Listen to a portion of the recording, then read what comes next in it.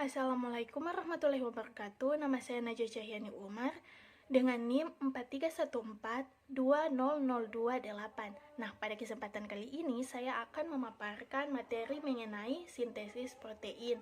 Apa sih sintesis protein itu? Jadi, secara singkat, sintesis protein dapat didefinisikan sebagai proses penerjemahan yang ada pada DNA atau sumber materi genetik yang mengkode asam-asam amino sehingga menjadi rantai peptida atau rantai protein. Nah, jadi sintesis protein adalah reaksi yang menghubungkan fungsi DNA dengan menyusun molekul tubuh, yaitu protein yang dibentuk melalui sintesis. Protein akan mengalami banyak modifikasi, ada yang menjadi protein struktur, protein proteksi, dan enzim atau biokatalisator. Selanjutnya, komponen-komponen sintesis protein. Yang pertama itu ada inti sel. Inti sel ini merupakan lokasi di mana sumber informasi genetik berada, yaitu DNA. Jadi, informasi akan diterjemahkan pada sintesis protein berasal dari inti sel. Jadi, ini adalah gambar daripada inti sel. Kemudian ribosom. Apa sih ribosom itu? Jadi ribosom ini yaitu tempat terjadinya proses sintesis protein. Kemudian retikulum endoplasma kasar. Nah, retikulum endoplasma kasar ini merupakan lokasi di mana ribosom melekat. Kemudian ada DNA. DNA ini merupakan tempat penyimpanan informasi genetik. DNA tersusun dari rangkaian nukleotida yang berupa gula, deoksiribosa, gugus fosfat, dan basa nitrogen. Nah, basa nitrogen DNA terdiri dari golongan purin yaitu adenin, kemudian guanin, serta golongan pirimidin yaitu timin dan sitosin. Asam amino. Jadi asam amino ini adalah monomer atau unit terkecil dari suatu peptida atau protein. Protein adalah polimer atau gabungan banyak monomer asam amino. Disintesis dalam ribosom sel dilaksanakan oleh asam nukleat yang terkandung dalam kromatin inti. Kemudian ada RNA. Jadi RNA ini merupakan penyimpanan dan penyalur informasi genetik. RNA tersusun dari rangkaian nukleotida yang berupa ribosa, gugus fosfat, dan basa nitrogen.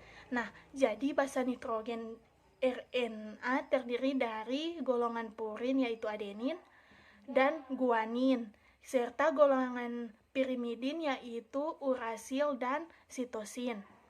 Nah, RNA ini terdiri dari 3 jenis. Yang pertama mRNA, yang kedua rRNA, dan yang terakhir tRNA. Nah, jadi yang pertama mRNA. Ini merupakan yang mengandung kodon atau kode genetik. Hasil transkripsi basa nitrogen pada DNA kromosomal yang menjadi cetakan untuk menentukan urutan asam amino polipeptida. Nah, jadi ini adalah susunan dari mRNA. Kemudian tRNA.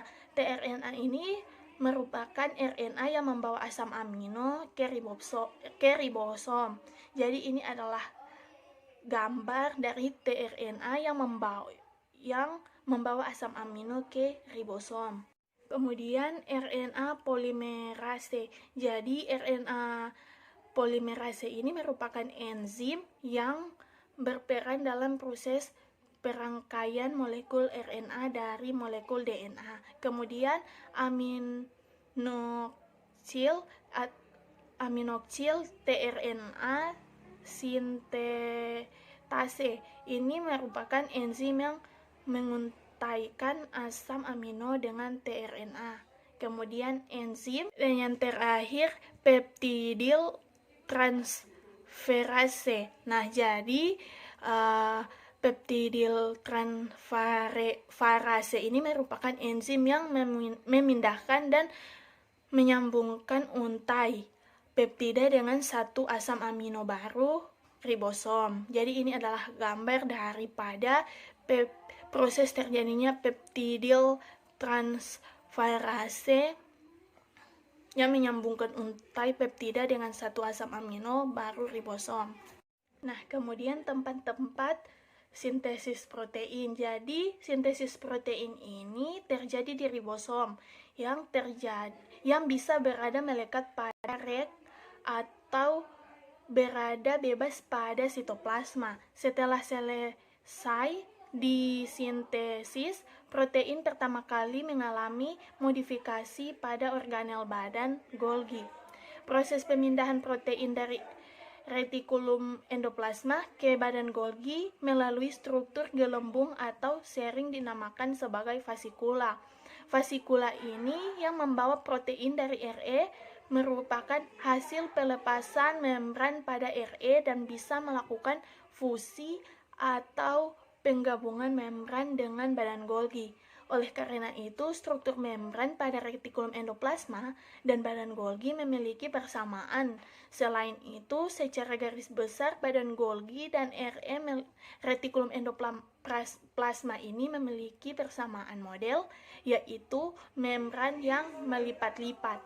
Kemudian manfaat sintesis protein, yaitu manfaatnya protein struktural, yaitu protein yang membentuk bagian struktur dari sel, protein membran, plasma, membran organel, mikrofilamen, mikrotubulus, sentriol, dan lain-lain. Kemudian enzim-enzim yang mengatur berbagai reaksi kimia dalam sel. Kemudian protein yang disekresikan keluar sel, misalnya hormon dan antibodi.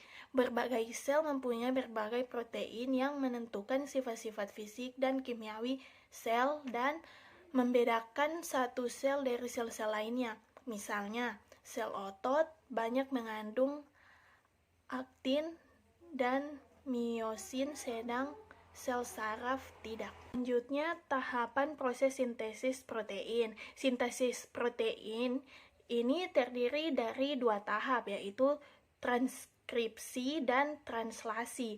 Secara garis besar, sintesis protein dimulai dari DNA, pembentukan RNA, lalu penyusunan protein. Protein ini atau DNA membentuk RNA dan membentuk protein.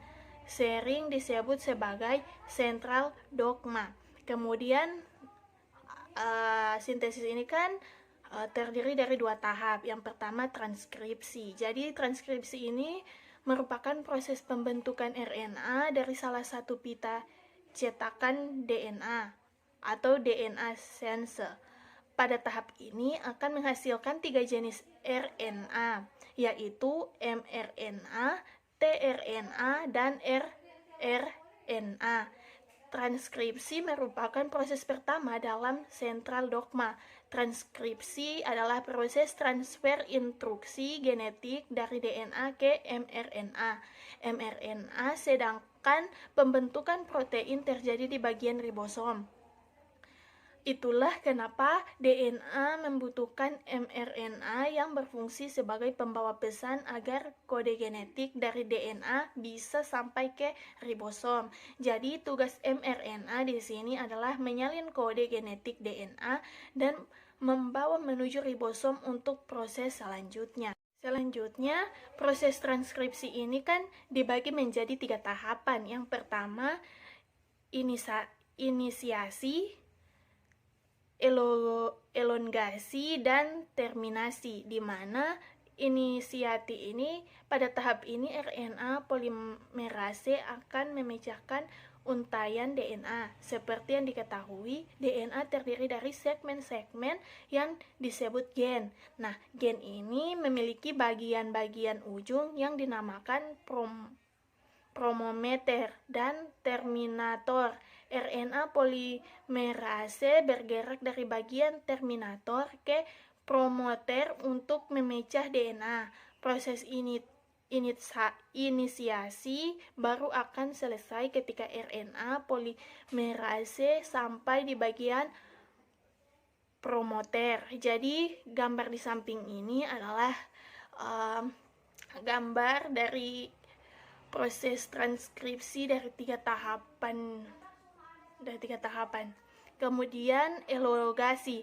Elongasi adalah proses ketika RNA polimerase kembali ke terminator. Di sini menjadi pembentukan mRNA yang menyalin kode-kode genetik DNA. Yang ketiga, terminasi. Terminasi adalah tahapan akhir transkripsi. Di tahap ini, untayan mRNA selesai dibentuk dan lepas dari DNA. Kemudian translasi. Nah, mRNA yang membawa salinan kode genetik DNA akan pergi menuju ribosom. Di ribosom inilah terdapat tahap kedua sintesis protein bernama translasi.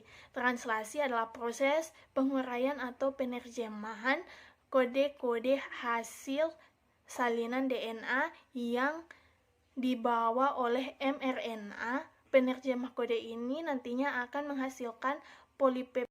Nah, dan yang terakhir, sama seperti transkripsi, translasi juga terbagi menjadi 3 tahap. Yang pertama, inisiasi mRNA terdiri dari kodon-kodon DNA. Di tahap ini, inisiasi kodon pertama atau kodon start akan bertemu dengan ribosom. Kemudian elongasi.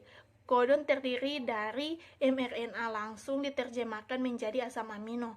Rangkaian asam amino ini lalu digabungkan dengan bantuan tRNA untuk membentuk polipeptida.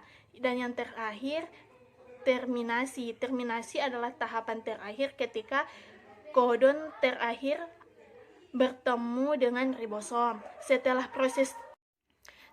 proses translasi selesai, maka didapatkan sebuah rantai polipeptida yang nantinya akan diproses lagi menjadi protein tertentu. Pada saat inilah proses sintesis protein berakhir. Baiklah, terima kasih. Itulah hasil presentasi dari saya. Mohon maaf jika ada salah kata, lebih dan kurangnya saya mohon maaf. Assalamualaikum warahmatullahi wabarakatuh.